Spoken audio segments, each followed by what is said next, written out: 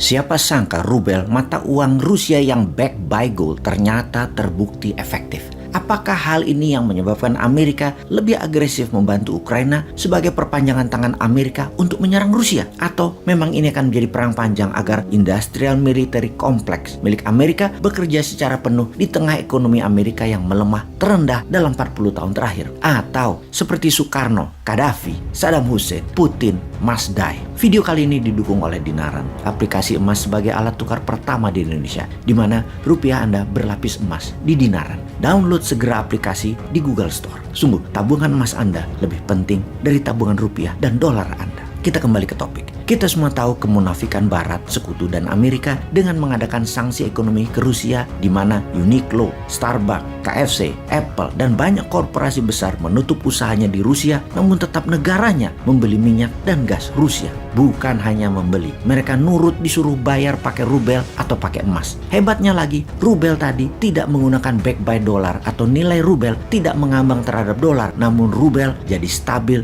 dipatok pakai harga emas. Inilah hal yang terbukti efektif yang dilakukan oleh Putin untuk melawan sanksi ekonomi dengan serangan balik. Dengan tetap membeli rubel dengan standar emas, maka sesungguhnya perang Ukraina akan panjang dan dalam jangka panjang Eropa akan bangkrut, begitu juga Amerika akan bangkrut. Rubel backed by gold dan transaksi emas membeli minyak dan gas ini akan menjadi topik pembicaraan kita kali ini. Karena banyak pengamat militer berkesimpulan, jangan-jangan tindakan sekutu yang didalangi oleh Amerika dan Inggris bukan atas nama kemanusiaan membela Ukraina itu, tetapi rubel backed by gold ini akan membahayakan US dollar dan pound sterling ke depannya. Inilah tindakan utama mereka sesungguhnya. US dollar yang menguasai 65% perdagangan dunia ditambah euro sekitar 22% adalah 87% mayoritas transaksi di dunia akan terancam dengan rubel dan emas sebagai alat bayar, sehingga Rusia harus diserang dan disudahi perannya. Kita kembali ke zaman Obama yang mengatakan people of Libya need to be protected, atau rakyat Libya harus dilindungi. Dilindungi dari siapa? Dari Muammar Gaddafi. Gaddafi yang membuat Libya menjadi negara terkaya di Afrika itu. Agak aneh propaganda Amerika dan sekutu sesungguhnya. Tapi ujung-ujungnya kita tahu ternyata Amerika mau minyaknya Libya dan mau emasnya Libya untuk melindungi dolar. Karena Gaddafi secara agresif mempromosikan emas sebagai alat bayar di Afrika, syarat membeli minyak Libya bagi negara Afrika. Gaddafi juga menyiapkan dinar emas sebagai mata uang tunggal Afrika. Kita semua tahu rencana seperti ini, rencana mau menyingkirkan dolar sebagai mata uang dunia,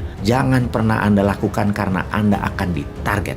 Libya kencang mempromosikan mata uang emas ini sejak tahun 1996 sampai tahun 2000 yang mendapatkan tanggapan positif dari banyak negara Afrika. Bahkan di puncak serangan intervensi Amerika ke Libya, Gaddafi masih bisa membuat pertemuan dengan banyak kepala negara Afrika dan negara Islam untuk bergabung menjalankan mata uang emas sebagai alat pembayaran yang membuat Amerika mempercepat agresi militernya. Dengan membuat transaksi menggunakan emas akan menantang dolar dan euro yang akan membuat ketidakstabilan harga dolar dan menggeser keseimbangan ekonomi dunia ke arah negara Afrika. Juga membuat kekayaan sebuah negara devisanya bukan lagi seperti yang dibanggakan seperti saat ini. Banyak-banyakan cadangan dolarnya, tetapi seberapa besar cadangan emasnya. Pada saat itu, Libya punya cadangan emas 144 ton. Inggris punya 3 kali lipat, mendekati 450 ton. Namun penduduk Inggris 10 kali lipat penduduk Libya. Jadi ketika minyak Libya dibayar harus pakai emas, maka Amerika terancam. Gaddafi harus jadi pendosa dan rakyat Libya harus dilindungi. Pala lo bau menyan.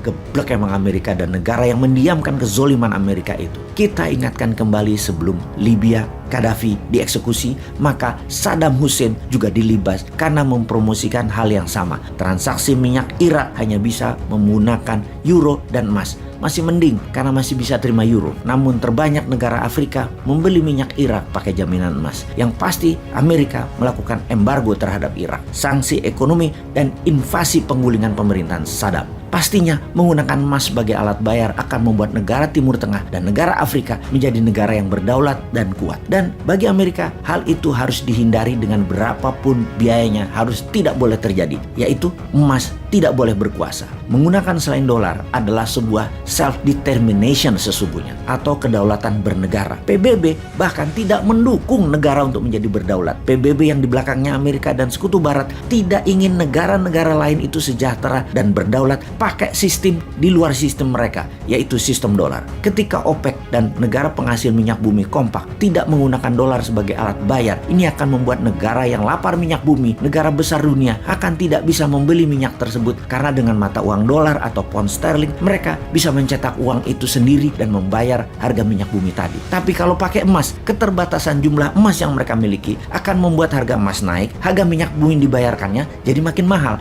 Negara penghasil minyak tadi akan menjadi negara kaya, bukan Amerika, Eropa, bahkan Tiongkok yang kaya. Mereka, negara-negara pembeli minyak tadi, Amerika, Eropa, dan Tiongkok malah bangkrut atau tidak pernah bisa sebesar sekarang ini. Jadi kembali ke Ukraina, kembali ke rubel backed by gold sebagai pembayaran transaksi minyak dan gas Rusia pakai emas atau rubel yang dipack dengan harga emas.